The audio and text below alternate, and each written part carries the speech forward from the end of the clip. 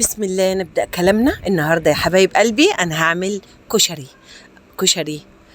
طبعا الكشري ده له جمهوره وله محبينه، بس عايزة أقولك حاجة. اتعلمي لما تكوني واقفة في المطبخ في الحر ده، ممكن تعملي أكلتين 3 أكلات للايام اللي بعد كده. انت كده واقفه في الحر. انا مثلا اهو عامله بطاطس اهي بجهزها لبكره، فاستغلي الوقت، استغلي وقفتك في المطبخ والجو حر، واعملي اكتر من حاجه. ليه؟ عشان ما تقفيش في المطبخ كتير. احنا دلوقتي اول حاجه بقى نرجع تاني للكشري. حمرنا شعريه وحطينا عليها الرز زي ما حضراتكم شايفين اهوت. وطبعا انا نقع العدس، هقلب بس الرز مع الشعريه كده، وبعد كده شويه كده ياخدوا تشويحه، وهحط بقى العدس. ادي اول خطوه. تاني خطوه البصل، انا مقطعاه حوالي نص كيلو بصل.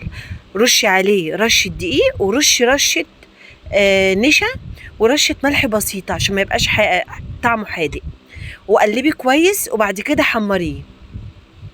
وادي البصل بيطلع عامل زي الشيبسي مقرمش.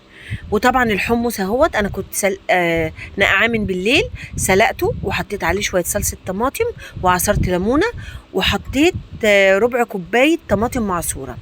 وادي الصلصه بتاعتنا. حمرت حوالي 5 فصوص توم مهروسين كبار وطفيتهم بالخل، وبعد كده حطيت الطماطم المعصوره وركنتها على جنب كده ووطيت عليها النار. وطبعا سلقت المكرونه مع بعضها. الانواع بقى اللي عندك، لو انت بقى عندك مكرونه يعني شويه اقلام وشويه سباجيتي شويه خواتم، كل المكرونه اللي فايضه عندك بيبقى ساعات في بواقي كده كميات قليله. جمعي بقى كل دول واسلقيهم، صفيهم كويس. هاتي حبه زيت كده، معلقتين من اللي حمرتي البصل فيه، وقلبيه على المكرونه بعد ما تتسلق وتتصفى وتنزلي النشا اللي فيها، واركني بقى المكرونه على جنب. طبعا انا بحب السلطه جنب الكشري.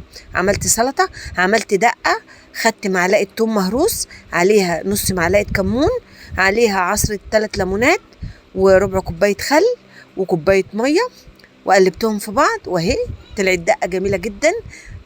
وطبعا كان عندي مخلل بتنجان، قطعت خيار برضو.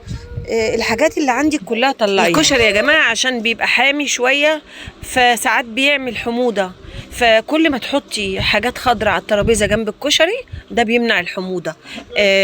وطبعا الصلصه وهي على النار قبل ما تحطي الملح حطي رشه سكر، برضو السكر ده بيمنع الحموضة.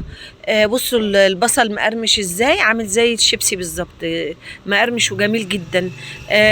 يعني التغيير في الاكل كويس، عشان برضو يعني اما بنكرر الاكل بتحسي انك زهقانه ومالكش نفس، انما لما نغير في الاكل ده بيفتح النفس، وده بيقدر يعني الواحد يقدر ياكل كده بنفس. فالكشري من الاكلات المحببه قوي لينا كلنا.